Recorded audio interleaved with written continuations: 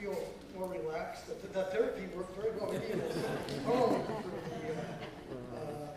the rest of the event. So now we are to your questions. There were many, and I can't get to them all, unfortunately, or we'll be here until it's time for me to start class tomorrow. I need to go home and prepare. So, but let me just take a few. This, I think, is pertinent given the APEC conference. What do you think the best role for the United States of America would be, and then of the United Nations in solving this conflict?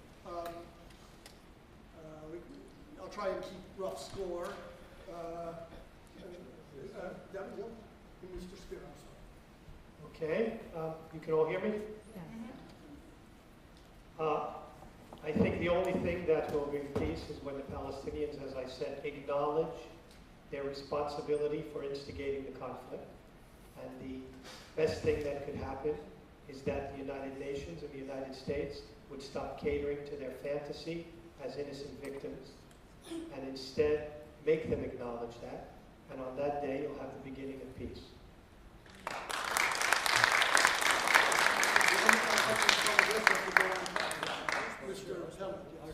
I'll tell you, some of you, I know that some of you here knew my father, who was also, he was a retired general, but then as soon as the 1967 war was over, he talked about the need to negotiate with the Palestinians and make peace based on a two-state solution. And then for the remainder of his life, he was an advocate for Palestinian rights. And he used to lecture here in the United States, and a friend sent me a videotape of a lecture that he gave in San Francisco in 1992.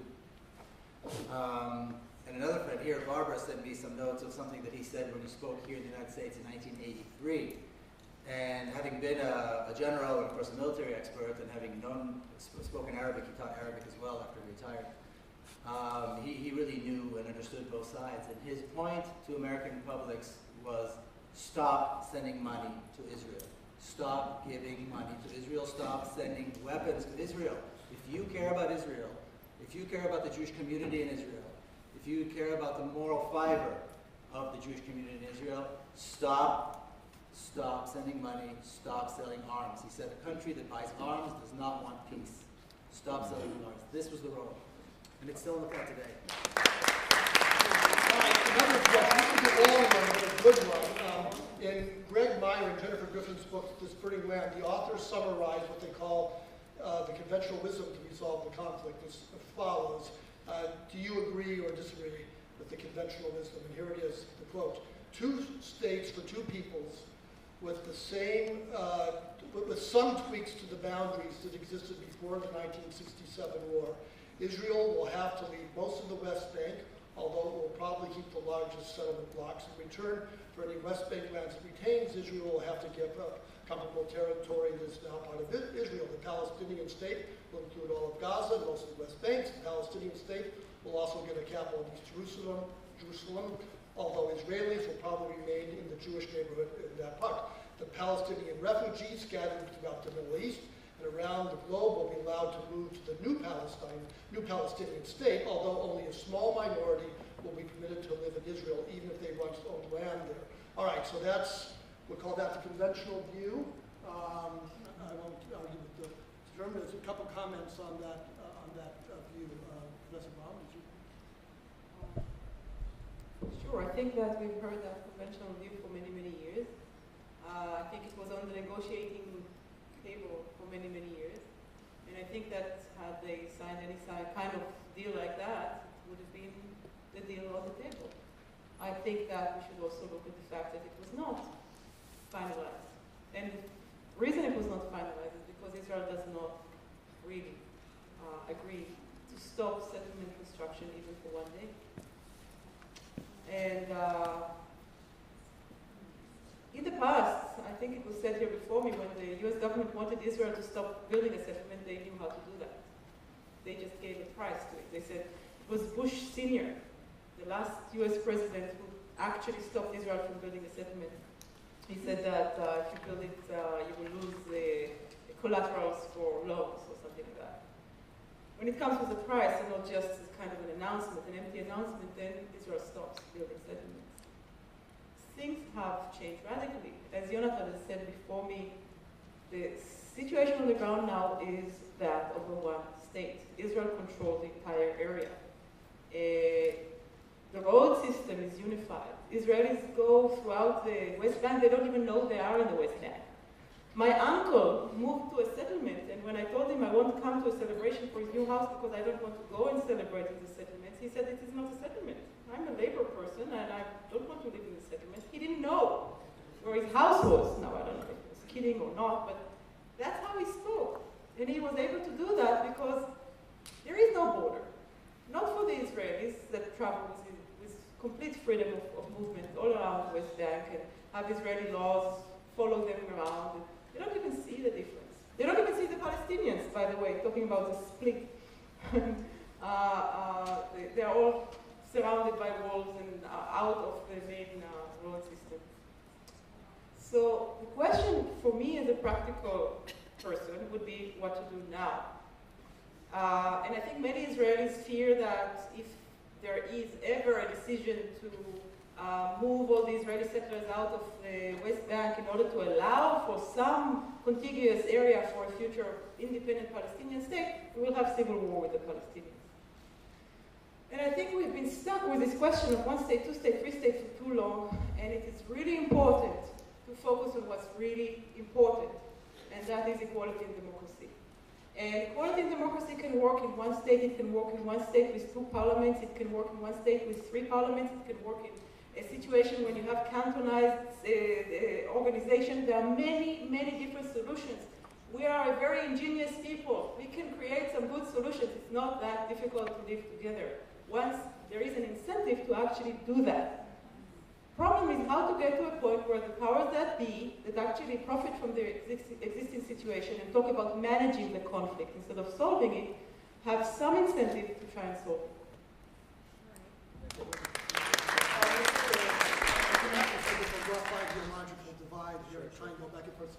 I'll be short.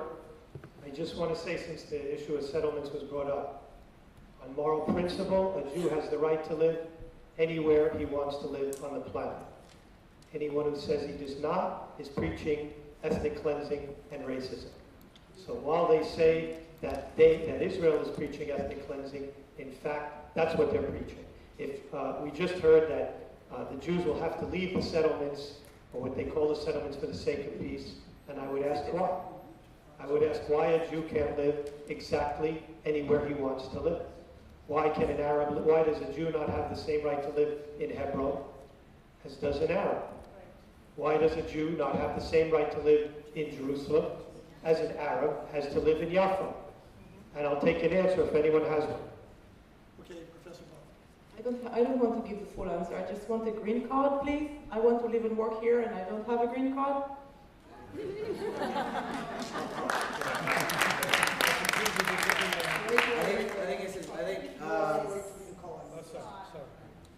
A couple things about this two-state solution that is often talked about. I think, like I said this earlier, everybody talks about the two-state solution as though it was still a viable solution, just the way it was read in the statement, except that it's no longer a viable solution. Now, just a tiny bit of historical perspective. After the Six-Day War, people like my father, Uri Avneri, other prominent Israelis, talked about the need to negotiate with the Palestinians. Okay? Later, eventually, they did negotiate with the Palestinians. There was a movement, an Israeli movement, that talked with the PLO, with Yasser Arafat, and so on and so forth. But over the last 40 years, consecutive Israeli prime ministers have said the following, that the settlements were created in order to make the conquest of the West Bank irreversible, so that there will never be a Palestinian state.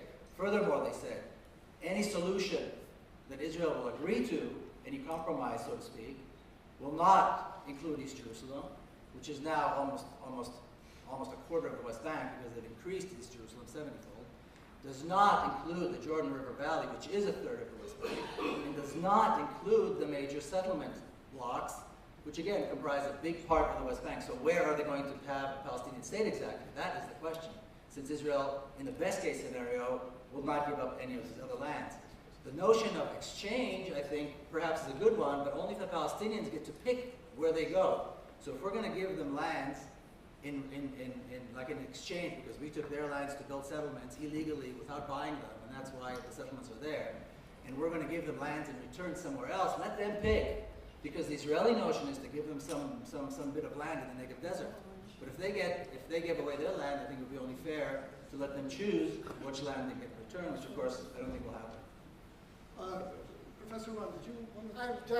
I think it's important in the discussion to make a distinction between the political solution and between the ongoing solution. So I think that at some constellation of that, as the senior Bush, or Bush the father, or maybe if Obama's presidency would have gone differently, it was possible to imagine a scenario in which the two sides are pressured into signing a document that makes some kind of a two-state solution, creates two states. But I think that even if that would have happened, which I now don't see how that can happen, that still long way from any kind of sustainable peace, because there's no social forces that the social forces that would stabilize and create stabilize relationship between the two sides are not there. So, Thank you, Mr. Shapiro. I just wanted to refer to what Rabbi Spear said. Would you support also every Palestinian leave everywhere? Can you hear it like that? Yes. Would you support also every Palestinian live everywhere he wants or she wants? No, it's a rhetorical question and you can refer to it later. But of course, I think you don't want every Palestinian to come and return to their houses in Jaffa or their other destroyed villages or anywhere in Jerusalem where they are being evicted right now as we speak. So let's be not hypocritical. And if you say that Jews should live everywhere they want, why do you stop this universal, beautiful right when there are not Jews anymore? And that's why earlier someone referred to one of the things that you said as racism, because even if you don't say something that has the word racism inside, but when you differentiate in people because one is one color or another color or one religion, another religion, and those have rights and the other one doesn't have these rights, you are actually promoting racism. That's why we mentioned this thing, and that's why I agree with the statement that was said. So I think you can refer to it later. The other thing, and I know people don't like to hear this metaphor, but when you talk about solutions and all the negotiation and future, one state, two states, all these things, the way I see it, and again, I'm asking for you to excuse me for the metaphor, but that's how I see it. I think about a big gang rape, and you have a victim that is being raped, and the victim can scratch and sometimes even try to injure and even kill. But overall, it's a gang rape of the land, of people, of resources. If you want security, the first thing you have to do is to stop the rape. The first thing you have to do is to stop raping land, people, culture, existence of people, and then we can start talking about the future solutions. Mr. Stick.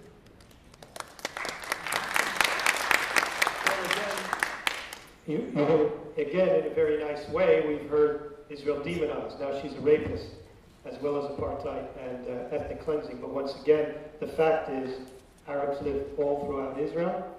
Arabs live there are 2 million Arabs in Israel. No one is advocating, not me, and not the current government, and not any previous government is advocating expelling them. But no, he's not. Wait. I have to. You kept saying, allow me to finish, so I'd ask you the same. But there are many people advocating that 600,000 Jews in their ancient homeland of Judea and Samaria have to be expelled for the sake of peace. So while they advocate ethnic cleansing, they accuse Israel of ethnic cleansing. And again, I feel like Alice in Wonderland. I just want to ask you, Mr. Shapiro, you keep referring to, you're calling me a racist, but I still don't get, on what basis? Explain why. I understand in a nice way, but What did I say specifically? Please tell me. What did you think I said that is racist? When you refer to us Jews as superior with I said that all rights, excuse me. you said Jews have the right to live everywhere they want. But at the same time, you do not know. But at the same time, you take this right from the Palestinians. Do they have the right to live everywhere? Do you agree that 5 million Palestinian refugees will come and live in Israel? I want to refer to what Ms. Baum said. You can't simply cross the border and say that you have the right to live here. The countries have the right to control their border. That's not racist. So I agree with Mrs. Baum in that regard. And there are Palestinians and Arabs living all throughout Israel and the territories, and no one, including me, is saying that they don't have rights and shouldn't have rights. Well, you want to say that's not true, but I'm telling you that that's what I believe. So you don't want to hear that argument. You want to argue against someone who's not sitting here, but I'm telling you, and you can't argue with something I'm not saying. I just said to you that they have the same rights, but the problem, let me finish. The real problem is that they think they have exclusive rights. They think that only they have the right to live in Hebron. You see, Jews are not asking Arabs to leave Hebron. Arabs are asking Jews to leave Hebron. So the problem is not whether they have rights. The problem is whether they acknowledge that they don't have exclusive rights to this land, because that is their position and has been their position since 1948. I'll just say one sentence and then let whoever over there wants to talk. Lieberman, Avigdor Lieberman, who is the Minister of Foreign Affairs in Israel, definitely not just another guy in Israel, he is the Foreign Affairs Minister, was elected on the ticket of the following slogan: Bli ne'emanut en ezrachut. Without loyalty, there is no citizenship. And the meaning of loyalty means if you are not loyal or you're not supporting the Jewish state, Israel as a Jewish state, you are supposed to be not a citizen. What is this if not racism and advocating against equal rights? So I think you keep referring to Alice in Wonderland, and I think talking about psychology and Jungian and Freudism, when you mention many times Alice in Wonderland and that someone else is not connected to reality, I would put a mirror in front of you and ask you to look at yourself. Maybe you are not connected to reality. Because that was directed to Mr. Spear's position, let's put it that way, I will let him respond. I want to open this up a little bit and then get on to some more questions. So I want Professor Baum wanted to say something, and then Professor Ron wanted to say something, and then Mr. Baum. I would like to explain something about settlements that I'm sure many of you already know, but I think it's important to explain whenever I have the chance. Israel does not have internationally recognized borders, but in 1967, during the war in 1967, Israel took over land from Jordan, Egypt, from Syria, West Bank being one of the areas conquered in that war. Now there are laws of war. These laws of war were set by the international community following World War I. The idea was that we can be better than that. This is what people thought after World War I. But it is impossible to continue in giving incentive to different countries to go out and use their armies if their neighbors happen to be weaker than them or have less military aid from other empires, to go out and conquer new lands, take over new populations, enslave them or exploit them for labor, move your population into that area and declare it your own. It is illegal. It is illegal. There are the Geneva Conventions, there are other conventions later on that made it very explicit that there are things that are called legal wars, unfortunately, I say as a pacifist, but still, even in a legal war, you cannot keep an area and people under occupation more than a kind of a temporary thing until you reach some kind of negotiation and give it back. because people have the right to control their own lives politically. This is the whole mandate of the UN, of the League of Nations, based on the idea of people's self-determination. And this is the call of also Zionism. This is how Zionism started, saying we have the right to self-determination. So for Israel to move its population, presently about 500,000 Israelis who live in the occupied territories, extended Israeli law over to these territories, it is against the main principles of what we think of as the maturation of the human race. Growing up, you know, moving beyond the age of war. It's time, okay? It's time. And it's really our joint project. And as for Palestinians and what they want and what they do not want, I ask people in this panel not to speak for Palestinians and really have other events where Palestinians can speak for themselves. I can only say for myself that I am a member of a joint movement which is Palestinian-led. That I have met some of the people who reminded me of Gandhi and Martin Luther King in Palestine. People of huge spiritual power who believe in nonviolence and taught me everything I know about nonviolence.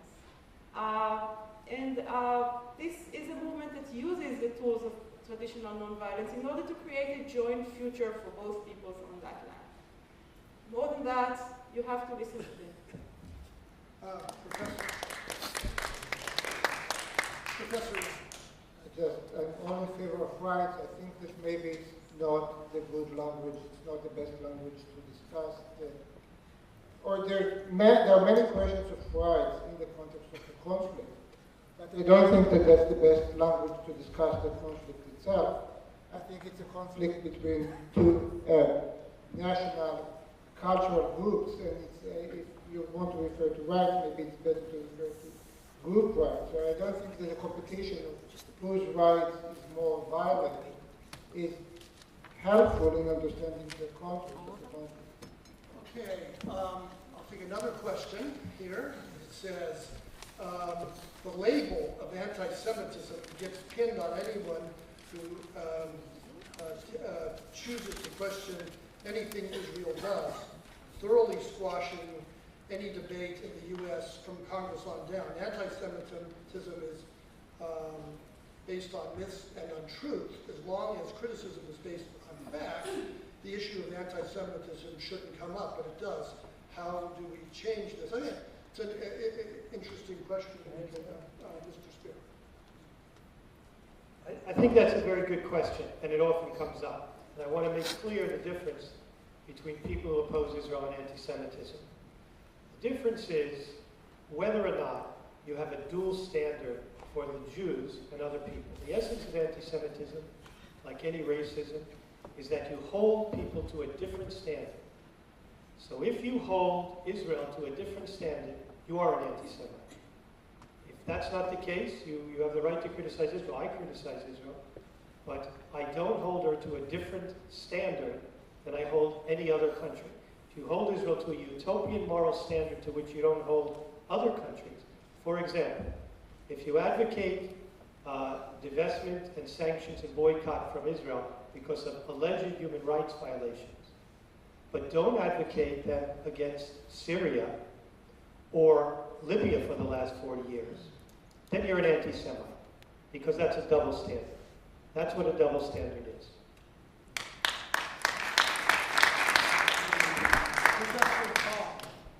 I'm not an expert on anti-Semitism. I've never encountered it myself, but I will respond to what the other speaker said. Israel is enjoying unusual impunity among the nations. Maybe it's a form of anti-Semitism. Maybe it's not, I don't know. But this impunity has caused it to escalate its violence over the years and have this occupation last so long. So I agree that a double standard must end. As for BDS, we don't choose actions such as boycotts because of disagreeing with something a country did or didn't do. This is an action, okay? It is an action. It's a practical tool. We use a tool when we think it might be effective. Think of South Africa. We didn't boycott South Africa because we thought apartheid was reprehensible. It was only part of the reason why. We boycott South Africa as part of a global movement that tried to change apartheid in South Africa and was successful in it. And this is what's happening now with Palestine and Israel. There is a call, as I said to you earlier, there is a call, there is a picket line. There is a call signed on by the entire Palestinian civil society. And I can also add to that and say that we are succeeding. This is a very successful movement. We've managed to get dozens of transnational corporations out of the occupation, to break out of their contracts in settlement industrial zones. We got Israeli companies, public Israeli companies, to reconsider building settlements just because they were afraid about their international investment. That's good. It's non-violent. And it's making changes on the ground that are helping people's lives. So, for the last thing, I just say another thing about the double standard as an example. As part of me being here, part of my work that I do for divestment is meeting with people whose specialty is socially responsible investment.